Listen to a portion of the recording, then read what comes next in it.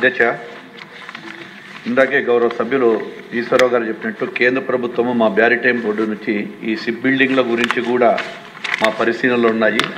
గౌరవ ముఖ్యమంత్రి గారి సూచనలు కూడా, ఎందుకంటే 50 కిలోమీటర్లకు ఒకసాట షిప్ బిల్డింగ్లు కానీ షిప్ యార్డ్స్ కానీ తీసుకురావాలనేటువంటి ఆలోచనలో ఉన్నాము.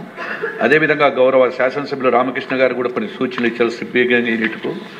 మా ప్రభుత్వం వచ్చిన తర్వాత ఏదైతే ఉపాధి అవకాశాలు ఇవన్నీ కూడా ఎక్కడెక్కడ ఉన్నాయని కూడా అన్ని ఆలోచనలు చేస్తూ ఉన్నాము.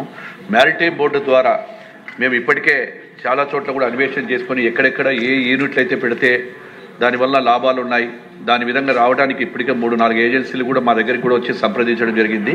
ఖచ్చితంగా గౌరవ సభ్యులు ఇచ్చినటువంటి సూచనలు పరిశీలనకు తీసుకొని మనం చేస్తామని చెప్పి తెలియజేస్తూ, అదేవిధంగా ఫిషింగ్ హార్బర్ల గురించి కూడా చెప్పారు.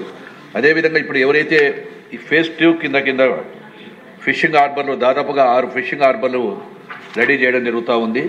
కేంద్ర ప్రభుత్వం మాకు 365 కోట్ల రూపాయలతో ఒక్కొక్క ప్రాజెక్టు విలువను ఇవ్వడం జరిగింది.